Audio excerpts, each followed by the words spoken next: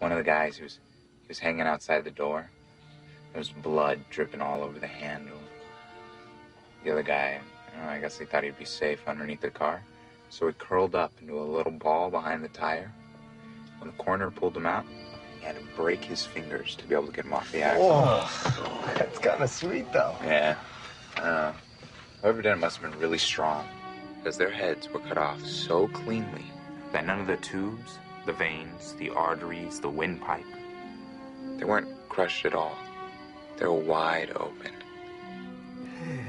Speaking of air, can I crack a fucking window? Eddie used up all the goddamn oxygen. Next story, Eddie. Please. What makes people kill like that? It's probably some 40-year-old gay guy that just came out of the closet. He's probably jealous of all the nice, hot guys like us walking around. Shit, I mean, think about it. Wouldn't you want to kill us? No, we're fucking fabulous. No. It's gotta be about his mother. It always is. Okay, the real motive doesn't matter, because we're never going to find out what it is anyway. Because if there's one thing I'm sure of, it's that guy got on a train and took it back to Louisiana or Oklahoma or whatever backwater swamp his ass was spawned in, and he didn't stick around. Oh, shit! Oh, damn it! Damn it! Oh. Get out of the fucking car.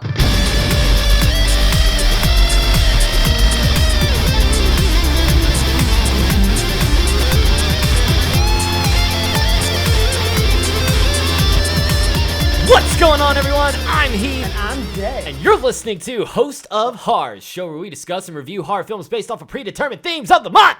Jay! Once again, more gay shit coming to you from Host of Horrors. Woo! This time, we're going to talk about some stereotypical gay shit. And on top of that, murder. You ready to talk about murders? I'm ready to talk about how much I actually loved this movie. Oh, God. Okay. I really loved it. I thought it was great. Okay. So, in this case, we are talking about 2004's Hellbent, directed by a certain Paul Etheridge, which was also written by Paul Etheridge. Yeah. Who Paul Etheridge is, I have no idea. No because clue. we don't do research on this podcast. At all. But He's done 2 movies. He's done Angel of Death and Buried Alive. And this one, and Hellbent. So 3 movies. 3 movies across how long? I don't know. Angel of Death is 2009. Okay. Buried Alive is 2008. So his last movie was in 2009, back when we were 14 years old. Which is a shame, because he actually showed some promise as far as like pacing and suspense in this movie. So, let's talk about it. Let's talk about this no-budget ass, looking ass movie that actually has some charm to it. This Hellbent. movie straight up looks like it came from the 80s. All right, so basically, one thing that caught Heath's eye and my eye is the fact that this movie basically replicated and almost spoofed like 2000, like not even 2000s, like 1980s slasher films. Yeah. Because this is known as the gay slasher. Yeah. Hellbent is known as the gay slasher, and seeing it, I know why. Yeah. It is basically, I don't know, how long is this movie? Was it like It's only 85 minutes long. 85 minutes of So it's less than an hour and a half. Gay slasher realness. All right. It is very stereotypical slasher. It does feel like a lot of slasher movies that have come out before. But I don't think that's to a detriment. It's stereotypically gay as fuck, too. It is very stereotypically gay. However, I did find some charm in that, me personally. I don't know if you were offended by it. No. It's not that I was offended by it. The only thing I'd be offended by the distinct lack of black folks there, but there's also 2004. Yeah. And 2004, any gay movie, not really is gonna feature black people unless a black person made it, a black queer created or has in above the line related things of that type. Yeah, Otherwise, it's all gonna be like white gays. They were in the background. There were quite a few black characters Speaking in the roles. background. Speaking roles. There were no speaking roles. The villain, however, was black. Are you dead ass? Yeah. The villain was black? Yeah. I just thought he was like tan. I just assume most villains that in slasher films are white. I was about to say, dude, that is a dark ass tan. That's a chocolate tan. Not even gonna lie, that just kind of unlocked a whole nother thing for me that I'm gonna talk about later. But all right, so the premise of Hellbent is that you got these 1, 2, 3, 4. Was it 4? Like it was 4 friends. Four gays, and Jake comes in. Jake comes in. So technically 5 in our little group. little pussy posse. I do like the group dynamic though. They honestly seem like friends, and it really genuinely feels like that.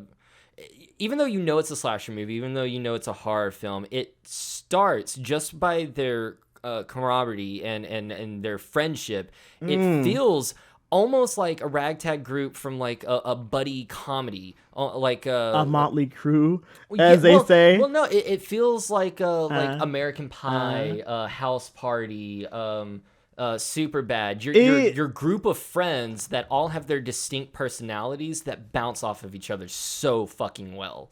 Yeah, like the writing in this as stereotypically gay for what it was, and how outdated some of the terms are. It had a good bit of charm to it that I can't even like fake and be like, oh, this sucks. I'm like, there were a lot of good promises about this film.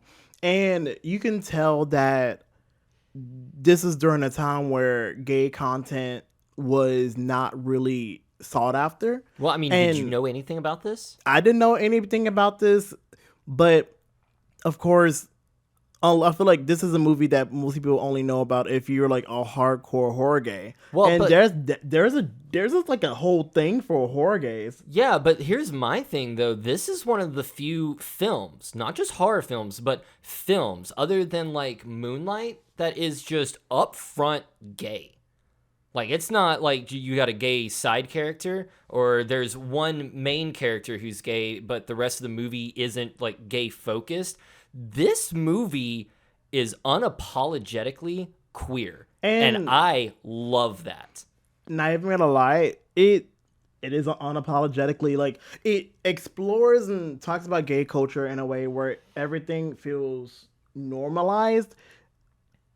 Even the early 2000s sentiment of like, there's still, a lot of people who are anti-gay or are gonna look at you and be like, oh, you're queer, you're gay, in the workplace. As our main character, Jake, is his name is Jake? No, the main character is Eddie.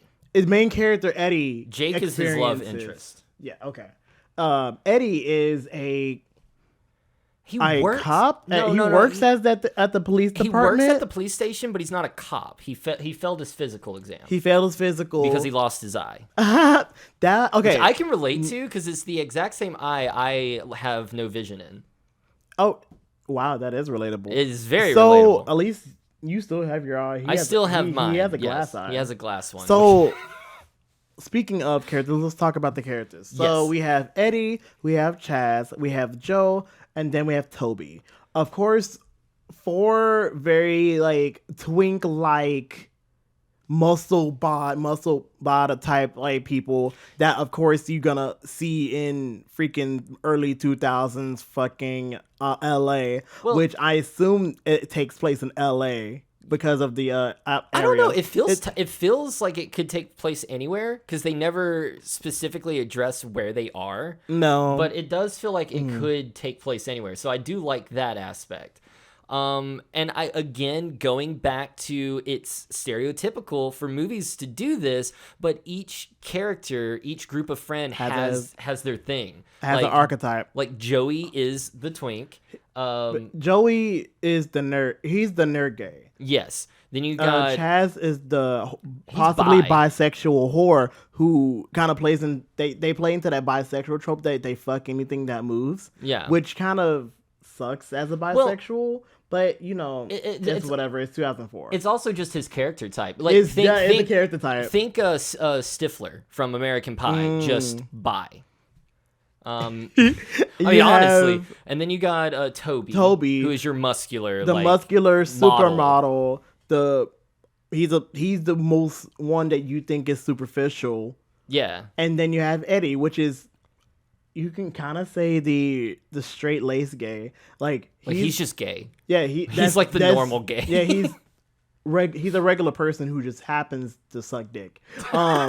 So so basically it focuses on him, and Eddie's character in particular is so interesting because for an archetype, they layer these characters kind of well. Yeah. Kind of well. Like with Eddie, of course, he has one eye.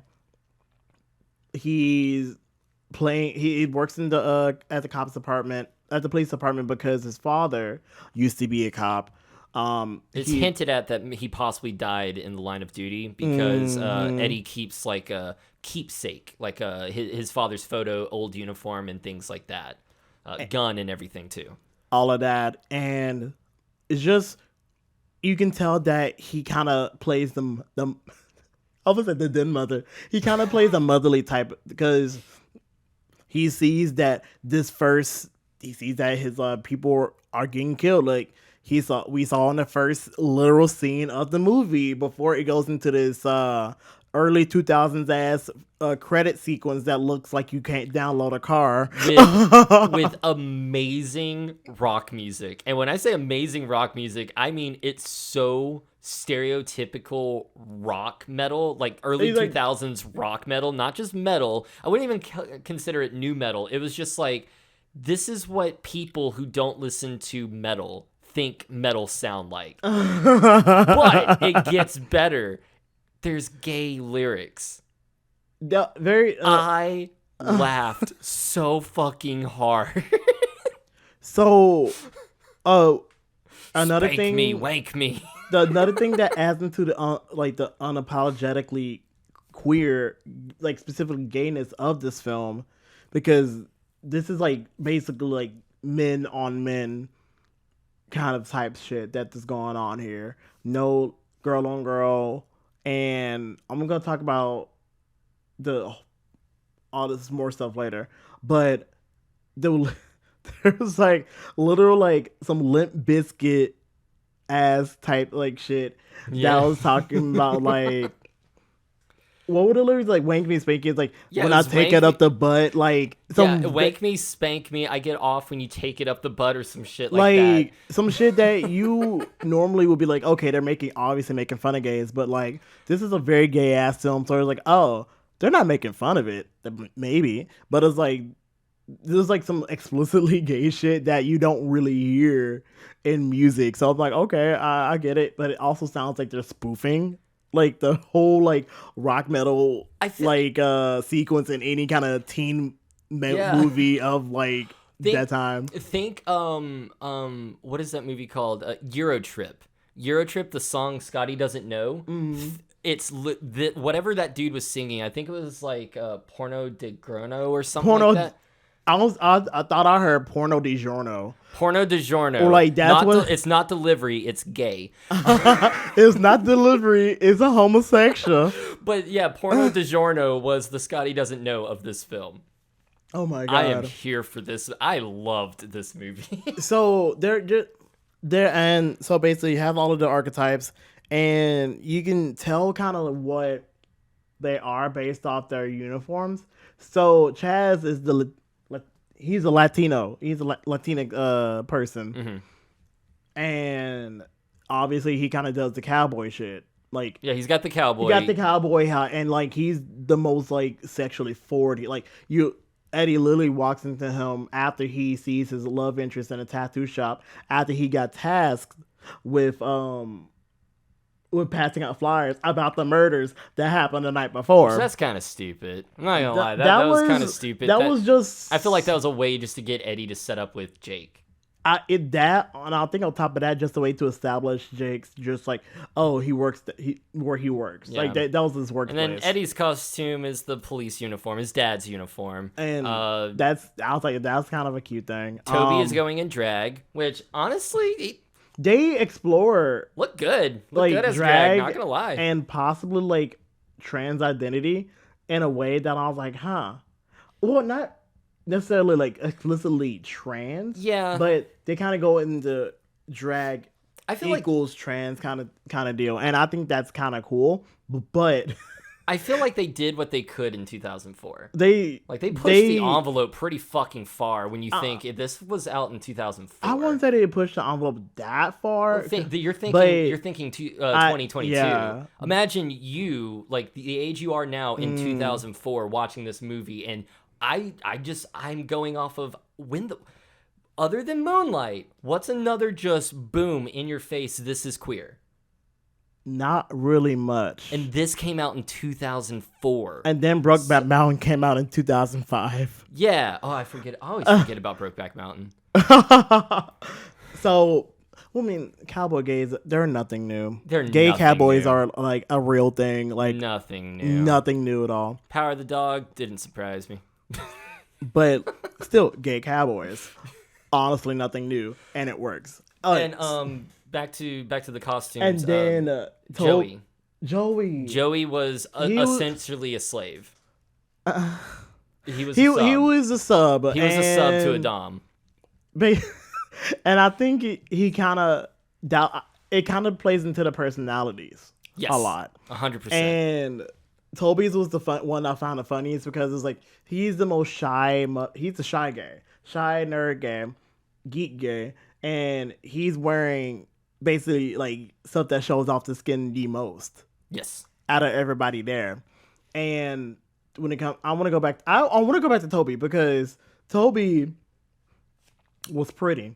He actually was. Toby was pretty, and the way that they just normal, like they just like that's normal. Like they gave him the whole gaze and everything, and I was here for it.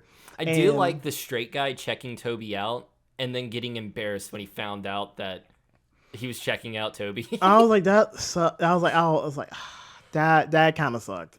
It kind of sucks, but it's realistic. It is. It's very realistic, but I don't know. I like that. I thought that was good because all his friends were like joking on him and everything, and you could just see the disappointment on his face. And I was like, "Yep, I can see that happening." And with Toby, the more as the show goes, the more you can tell that there's like a little bit of insecurity with his like I guess personality, with his demeanor, because he's like, oh yeah, I'm going in drag, and so what about it? Like confidence out the ass. I'm like actually very pretty in doing drag, and he starts out with confidence, and then buttloads of confidence. The more that the show goes on, the more outright rejection that he faces, and I think it kind of goes into like this weird thing about like gays that aren't looking for films. They're looking for more like masculine gays. I don't know. I just know that like they were playing on some like, oh, he looks like a woman, therefore I don't want him kind of type shit. Which kind of sucks now, but back then it was like, oh, they talked about that. And then they had the scene with the older queen. Because I was like, oh, I hope someone can look and love me for what's in here and not what's in down below. And she's like, speak it, sister. I'm like, that's that.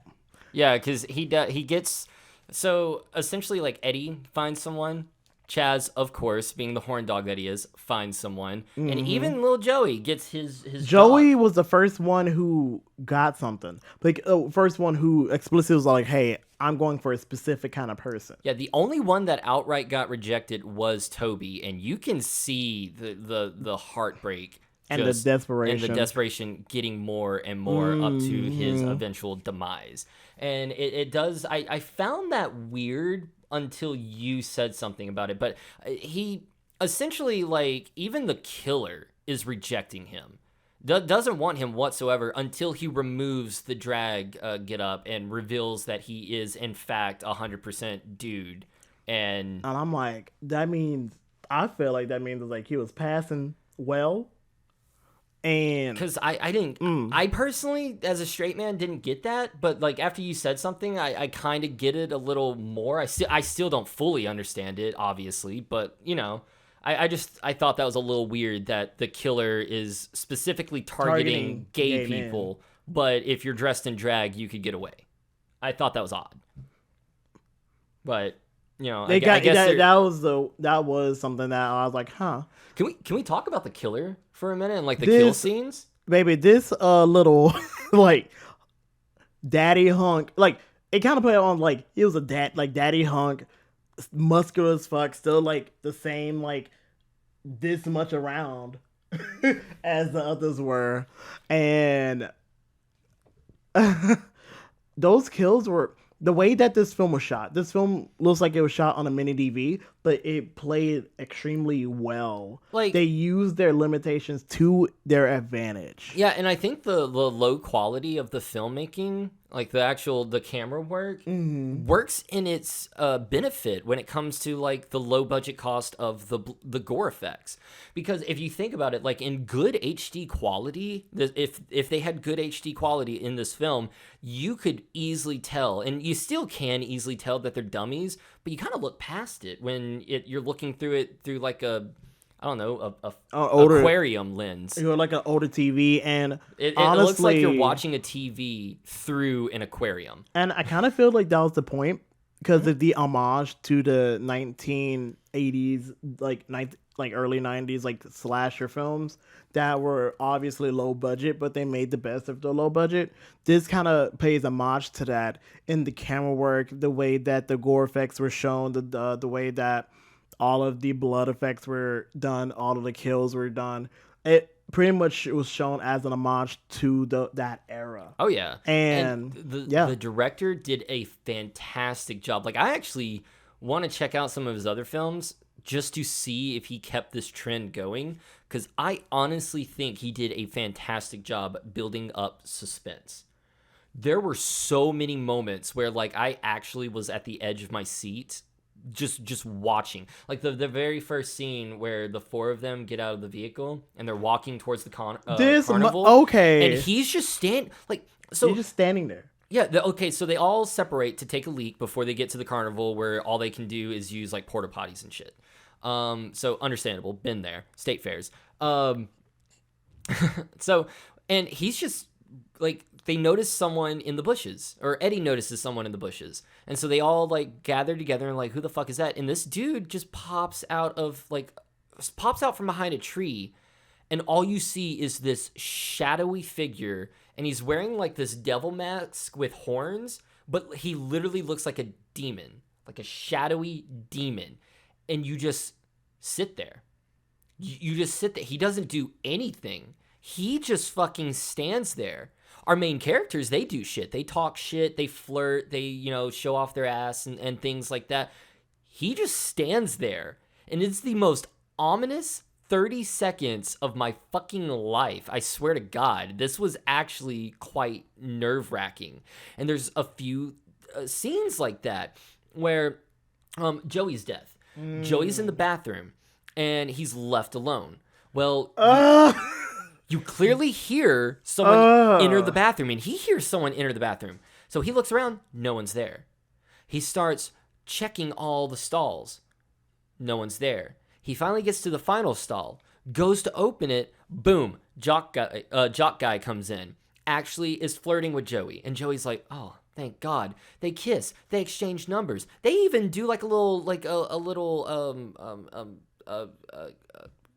where they're gonna go on a date. I don't know what to fucking call it. They're gonna go on a date. They basically ask themselves out in a date on the most like the gay way. Yeah. Where they're like, oh, I can do this, but like I could be hanging out with you instead. Yeah, but like that scene. So like you have all this tension build up, and then the jock comes in, and that lasts for a good minute or two. So you forget all about the tension. And Joey finally gets his kiss. Joey finally gets the number that he wanted. Finally gets the guy that he wants. And then, boom, the fucking stall door opens up, and there's your killer.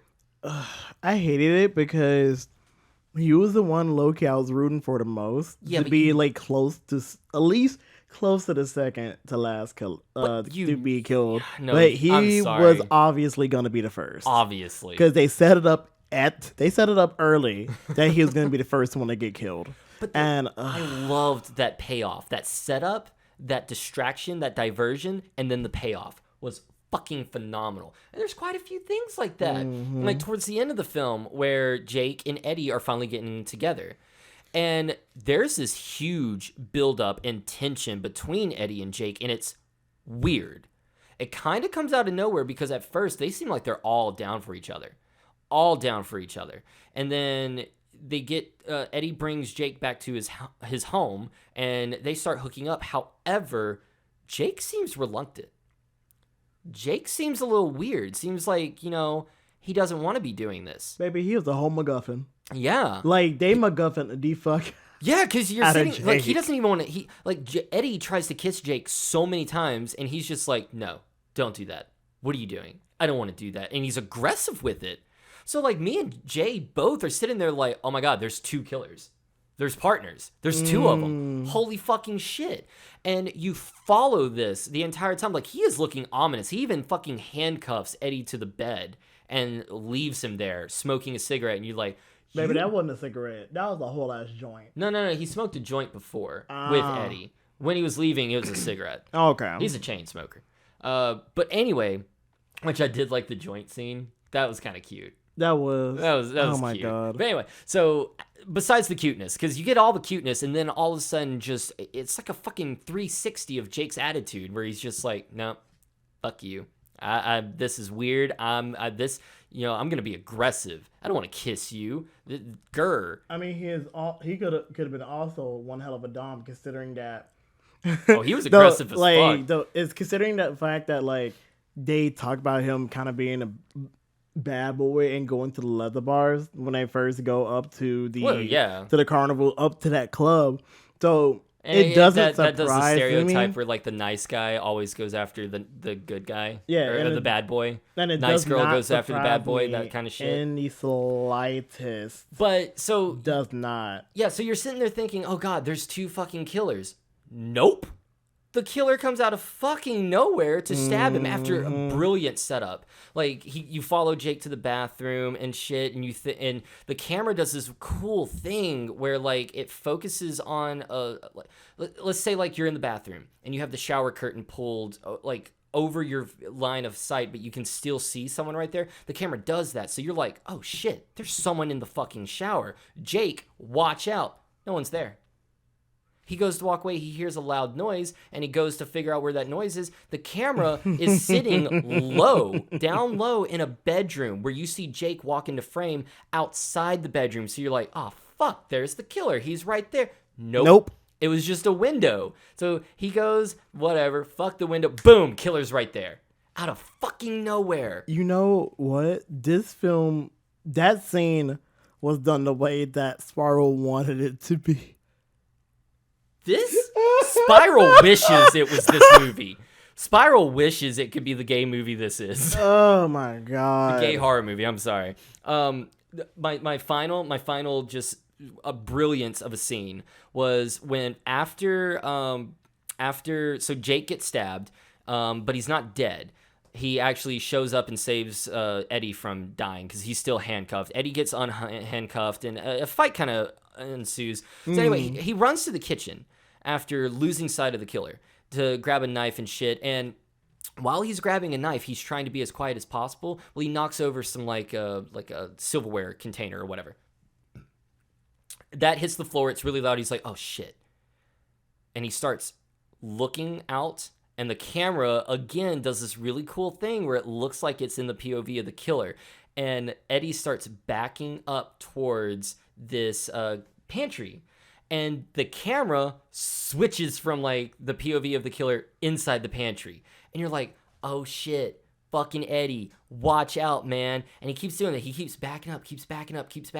Then he opens the pantry. He goes to reach for the light. You're like, oh, fuck, Eddie, the killer's there. The fucking killer's there.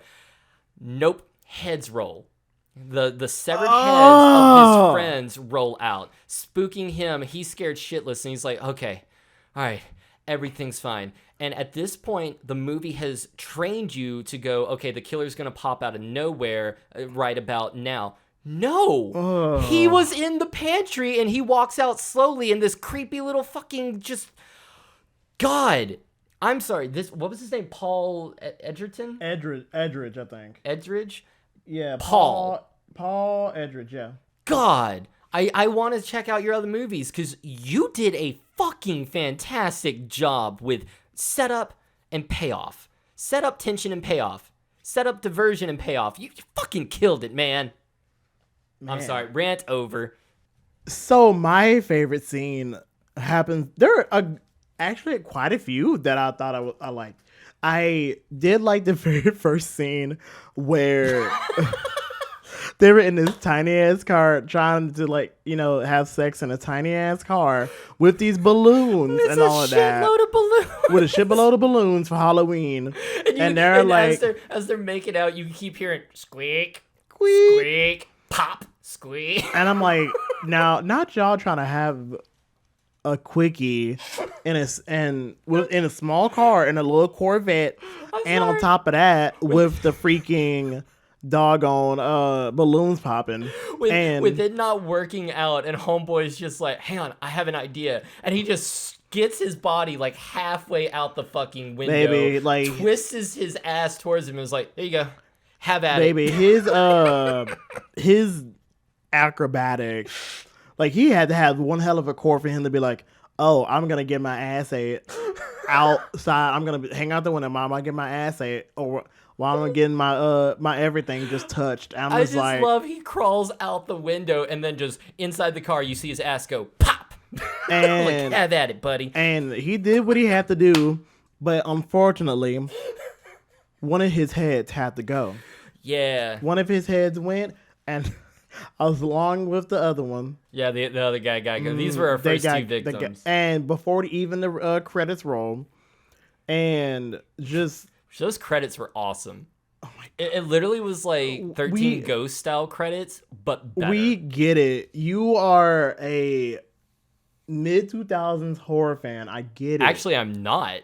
I hate most mid-2000 horror movies. You could have fooled me with the way you're acting right now. This movie was good. All right, so my other favorite scene was Chaz's killing, which took place in the heat of the party. So like you have scenes interspersed with the killer.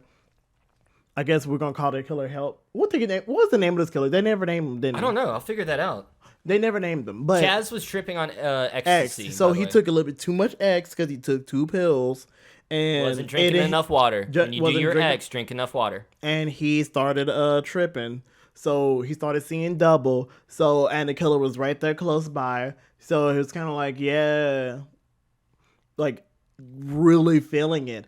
And it also had scenes interspersed with Toby drinking a lot and kind of like sitting down in his little depressive state. So like he was like, saw him, it's like, okay, gonna start kind of going close to him and all of that. And meanwhile, you're in the club, so you have this strobe effect that's going on, and with like scenes, everybody's like all enjoying it. You get scenes at the party going on, and then you have the killer coming on. He unsheaths his little sickle and just kind of start hacking at him. The way that this made it look is that like he sort of started going at it, like we're about to has like a whole gay hysteria moment where there's like about to be some mass murder. Maybe there's about to be some mass gays dying. Anyway, Devil Mask. That's what they call him, Devil Mask? Devil Mask. Wow, that's very simple. So basically, the way that this scene goes is that like you as inserts Toby, killer. Well, Toby, Devil Mask, Chaz, party, Devil Mask, Chaz, Toby, party, Toby, party. And it goes on like that until you get the reveal of blood coming down from the middle of Chaz's body. The camera goes down and then it keeps on partying as you go. And as the party goes, they don't notice that the killing's happening. And then you are ended with a scene of his decapitated body just in the blood while the strobing is still going on. So you see bits and pieces of his body just with blood just leaking out. And I was so floored by the scene. Oh, and also just before all of that happens, Toby leaves. So he doesn't witness any of that happening. So it was just like, that was a good payoff for me. And that was what made it go like okay, this is good. This. There's something about this. And then the fact that the murders of Eddie's friends, isn't even the He's not even credited. and oh, Poor Devil Mask. that sucks. And the fact that the killings don't even go into the third act. Like the third act kind of starts whenever whenever Eddie and Jake hook up. Like that whole third act starts right there, and it was just like, oh, it kept going, and then that third act was pretty brilliant. It's actually really good. That was It a really suspenseful. that was a really good third act. But I'm with you. It kind of threw me for a loop because I thought the movie was going to end after After Eddie. the killing, I Well- thought Eddie was Well, good. when Eddie goes to find Jake after he jumps the fence and everything, and the killer's right there, I was like, okay, well, here's our third act, final battle. The final battle when they just go. And oh, that is another favorite. The poster scene Yes. where the sickle goes straight for Eddie's eye, But it's the glass eye. but it's a glass eye, so you think it's about to like start blooded, but no, it turns and creaks, and then he goes back, and he's just like, and I can't do gore like that, like too heavy. So I was like, oh shit. So I was like about to prepare myself down. I was like, oh, it didn't happen, and it's like, oh, glass eye. It's almost worse that it didn't happen, though, because if it would have happened, I could sit there and go, oh, that's fake. But when you sit there and see a blade on an eyeball, even if it's glass, and you see the blade twisting and turning, and you hear noises happening, it makes your eyes hurt. It was a Because creak. you imagine that happening to you. You heard a creak, and that scene. It was like that made it. That made it. So, and on top of that, the third act, when you go up a villain, like, I love to see a gay person just go up against a villain and get that ass beat, and then also it had a payoff with the shot because because of the one eye thing. Yeah. You Well- can't really shoot, but he was able to shoot that motherfucker in the head. To be fair, he was being a dumbass. Okay, so he That- lost sight in his right eye, yet he was still trying to shoot right-handed. Switch to your left hand, buddy. Like, just learn how to shoot with your left hand. That's how you can tell that he probably couldn't shoot at all. But like, Because, like, I mean, you noticed when he kept fucking up when, like, okay, he was during the wasn't target it- practice but- thing. During the target practice thing, he was holding the gun with his right hand, but he was leaning all the way over here to try and aim with his left eye. No, that it doesn't work. That trust me. I'm from the South. I have family that shoot guns, and they encourage gun shooting. and you have one eye. I have one eye. I have had to learn to shoot with left hand. You have to do that. You can't do this and expect to shoot straight. It doesn't work that way. But that also was a great, like, brilliant character arc moment, though. Yeah. Because even though he was shooting badly, and he was also kind of like, only had one hand available, he did manage to, like, that arc was done. Him shooting a Devil Mask in the head was the end of that arc right there. Technically, he missed his target. He did shoot No, because remember, Jake was sitting there screaming, "Shoot me! Shoot me!" because he was on the right, wasn't he? Yeah, because he was sitting. Yeah, he was. Because he's holding him. So yeah, he was towards his. If Eddie is looking at it, it was towards his left. Mm-hmm. So he would have if he's shooting right-handed, aiming with his left eye, he would have naturally verged that Uh-huh. way. So yeah, Jake saved the day. And yeah, Because he was got like, aim for me, shoot me, and he got did, shot. and then missed and shot. Oh boy. and he got shot. But Well, he got did. shot before. He does. That was the first time he got shot. Yeah, he got shot before, and then Jake was like, "Holy fuck, you suck! I need to help you," which was sweet. That was a so like sweet there's a moment. sweet moment at the end where like so Jake obviously is reluctant. We never get full explanations or full backstory, so it kind of is left to your imagination why Jake was reluctant, why Eddie acts the way he does, why Joey acts the way he does, shit like that. You have to figure out what happened to these characters to make them the way they are, which I appreciate. I really do. But there's a sweet moment where after all this reluctant not wanting to kiss Eddie, like actually like touch lips with Eddie, down to fuck, but didn't want to touch lips with Eddie. That's After actually way everything more that common than you think. Yeah, but like after everything, they finally have a passionate kiss, not like a make out, but they passionately, romantically kiss.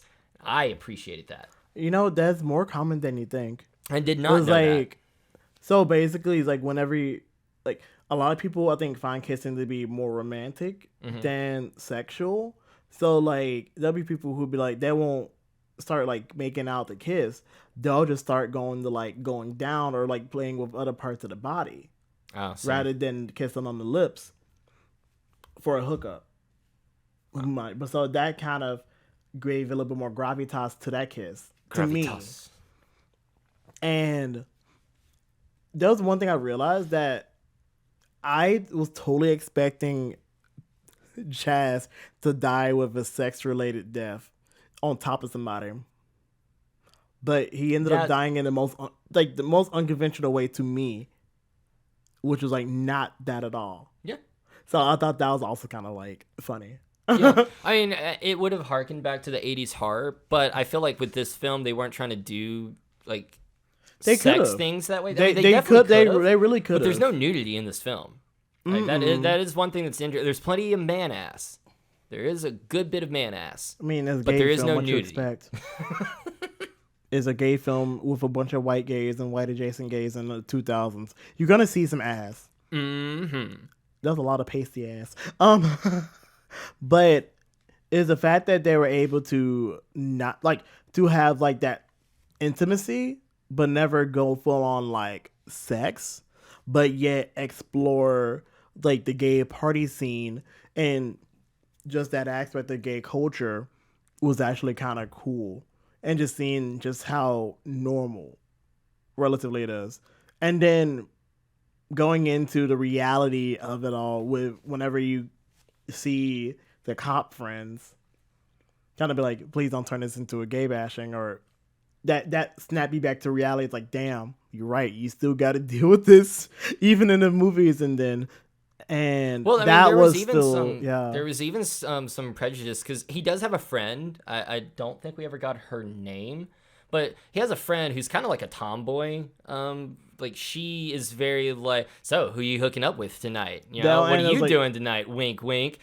She was that kind of friend, but it was adorable. Like she had little to no screen time, yet I loved her as a character. She kind of gave fag hag in a way where like she can potentially come off as a fag hag, but it also just kind of came off as like, oh, this is how straight friends tease their gay friends. Kind of back in the day, I was like, okay, whatever. Well, even nowadays, I can see that. Like, she just seems like she's a tomboy, but she's friends with Eddie, who just so happens to be gay.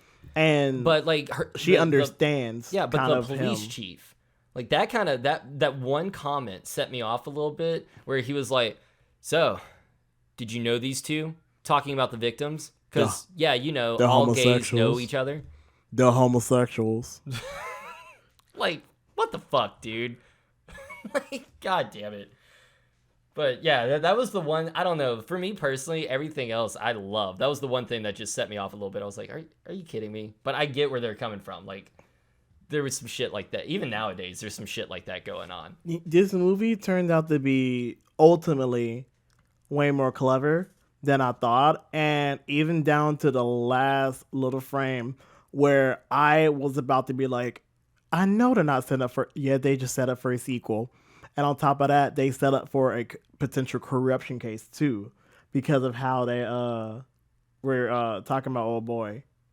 They're like, oh, he's as harmless as a carrot. Or he's as like something with he got shot in the head. But yeah, he was still alive. Yeah, and Eddie was like, whoa, what the fuck? What do you mean alive? Oh, don't worry. He's as harmless as a carrot. Basically stating like he's a vegetable. He's in a comatose state. And this motherfucker's eyes pop open, opens his mouth, and it has Eddie's glass eyeball in it. Cut to black. Done. Credits. I loved it. Where's my Hellbent sequel? I never knew I needed this until tonight. I want my Hellbent sequel. It feels like for an intentionally done like B movie, like that gave to B movie style, B movie things, and almost like a home video kind of feel too. Yeah, well, Because it looks like it was shot on a mini DV. well, it was a 2004 film festival movie. Maybe if I can make a feature like that for just a film festival, do you know how many films I would have made by now? Right? No, this was fucking good. Final thoughts. What would you rate this movie? Before I go into a rating, I just want to say that this movie I really was not expecting to like this movie. I really wasn't, because like, of course it's like 2004, but aside from like the obvious homages to like the campiness of the slasher films, it was kind of like has some outdated terms. Of course, it's 2004, but of course, they had these characters that did play off of archetypes. But as the movie went on and they kind of unraveled those archetypes a little bit, you get to see someone, who's a nerd, like a little geek nerd kind of boy, get the jock of his dreams.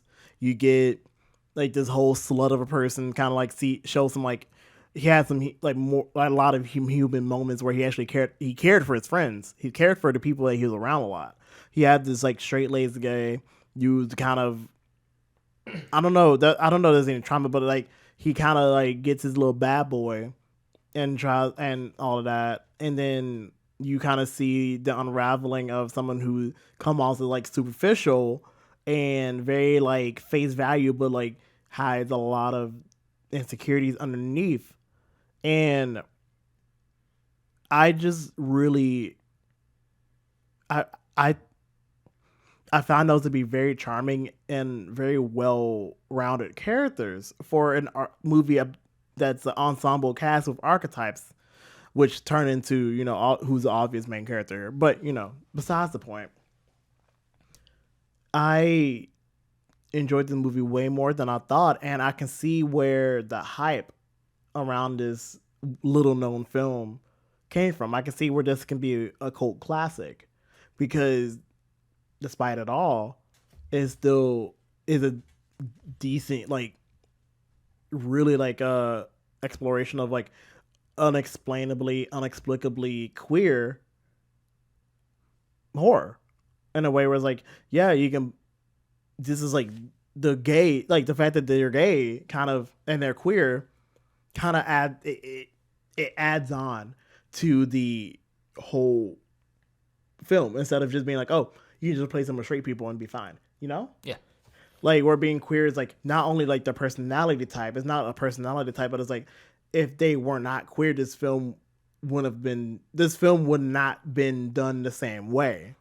Well, maybe with Chaz, but that's still pushing it. no, honestly, like, okay, just make them straight, and like everyone they go after, females instead of males.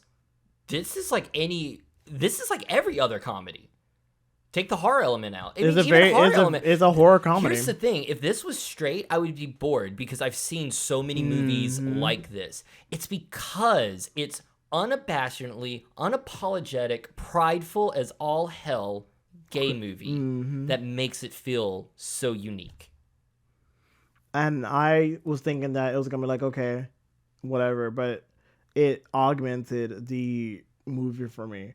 And the whole like low budget feel of it worked well to its advantage, and almost if this was like a bigger budget movie, probably wouldn't have been made or probably would have been made in the same way at all. Well, for one, Hollywood never would have picked it up. For two, if it had a big budget, I think they would have. I think Hollywood producers would have fucked this up. Creativity comes through limitation. Once you have limits put on yourself, once you have a bar and you cannot go past that bar, that's when creativity comes out. And I honestly feel like if they wouldn't have had that bar, if they would have had a bigger budget, then they probably would have blown this movie. This movie is perfect the way it is. I wouldn't say it's a perfect film, but it is perfect for what it is. And with that, now that I'm thinking about it, my rating is going to be a 4. A solid 4. Yes! No, like real shit. When we got done watching this movie, and I was like, "Oh, I cannot wait to talk about this," and you're like, "Me too." I was so worried you're gonna hate this movie. I thought I was. I honestly thought I was. But surprisingly, it's a very charming film. I can actually recommend this to people to watch. Like, well, I won't say by themselves and not at night and not in the dark, but like during the day, you can watch this. I would recommend, like, as far as like a horror movie that's fun, this to me is right up there with Gremlins and Blood Rage for what we've done so far. Unabashed is a lot of unabashed just fun. So much fun. This movie was so much fun, and I fell in love with all the characters. Like literally that's how you know the writing of this movie was good. I wouldn't say it was great because again, it's 2004. Well, and it's very stereotypical. It's films you've seen before. It's just it's queer. And I love that. Again, being queer makes it unique for some reason. It's because we've never seen a movie be this openly gay back then. It just never happened, or at least I don't. If it has happened, please, for the love of God, let me know. And I swear to God, if you put things in the comments that are like stereotypical bullshit, like that Robin Williams movie where him and what's his name are gay, cannot think of the name of it, but I didn't like that movie. Wait, not Tu Wong. Is it Tu Wong Fu? No, Robin Williams, 90s. They're gay, but they have to pretend to be straight for their child. I think it's their son. Not Robin Williams dresses in drag to pretend to be a woman. Wait, that was Mrs. Doubtfire? No, Mrs. Doubtfire wasn't gay. Robin Williams was dressing in drag in Mrs. Doubtfire. Yeah. Not Robin Williams, is what I said. I don't know this movie at all. Good. It's very stereotypical gay. It's Hollywood gay. Oh, yeah. Yeah, that's not alright. This movie is great. I love this movie. I love the characters. I'm not even joking when I say I would love a sequel, but it needs to be a low-budget sequel. You feel like if it was anything else, you wouldn't enjoy it at all? At all, because I feel like if people make this movie blow up into a not just a cult classic, but just like a huge, like just a classic in general, not just a cult classic, but a classic in general, and Hollywood gets word of it and tries to make a sequel, they will ruin everything. And I don't want that. So you know what? I take it back. I don't want a sequel. Leave this movie just the way it is. Leave it a 4-star masterpiece. And I'm assuming that 4 stars is your final rating? That is my final rating. 4 fucking stars. I loved it. Well, solid 4. Solid 4. And I guess there you have it. That was 2004's Hellbent. Yes, sir, it was. You can watch it on Here TV. Yeah, because never heard of it before. You know, TV for the gays. Woo. And all of that. So I can watch it for free like we did. So you can enjoy it for free like we did. And just let us know what you think, because Please. I am interested in seeing what you think of this movie, like stereotypes and all. So if you hate it, I completely understand. If you like it, I can understand. So of course, follow us on all of our social medias, including Facebook and Twitter and Instagram. And giving me a reason to actually use those things again, because holy crap, I am bad at social media. I just want to put it out there. You skipped a whole thing. We got a thing before we get to that thing. We got 2 things before we get to that thing. I just wanted to put it out there that I'm bad at social media. You are ruining our format. You took our format and went and just mismatched wherever you want to. Not even gonna lie. Join us next week. Not even gonna lie though. This whole Pride Month, I've been kind of, I won't say disappointed, but I haven't. Hold on, I have things to say. Hey guys, this is us in the near future when my camera died. So Jay came unprepared. I did, but my camera decided to not to. No, you came unprepared. Be honest with the people, Jay. The camera, I didn't charge the battery like I thought I did. All right, we're just gonna run through this because I hate the way this looks. I hate the way this looks too, but you know what? It adds a little bit of character And that's what we are. We're characters. So tune in next time as we explore what movie again? The Hunger, directed by Tony Scott. I still don't know who Tony Scott is, so I'm going into this blind just as much I think you are, right? No. This movie's great. Oh, you've seen it already. Yes, it has the human-made aphrodisiac known as David Bowie. Human-made aphrodisiac. Yeah, I haven't seen this one, so I'm excited to see how this is going to go. So join us next week as we will be watching that. Always, as always, check out our other videos, hit that like button, hit the subscribe button, hit the bell notification, and yeah. I also did say follow us on social media, so do that. Yeah, you already said all that shit. Oh, and check us out because we do podcasts on like Spotify, Apple, and all that other good shit. And on Letterboxd, we keep up with the Letterboxd the best. Because yes, I do. Heath does an amazing job. I rock that shit. Rock that shit because that's the only thing he knows how to do. Yes. So, until next time, I have been Heath. And I have been Jay. And you've been listening to Host of Horrors. Yeah. Yeah. See you guys.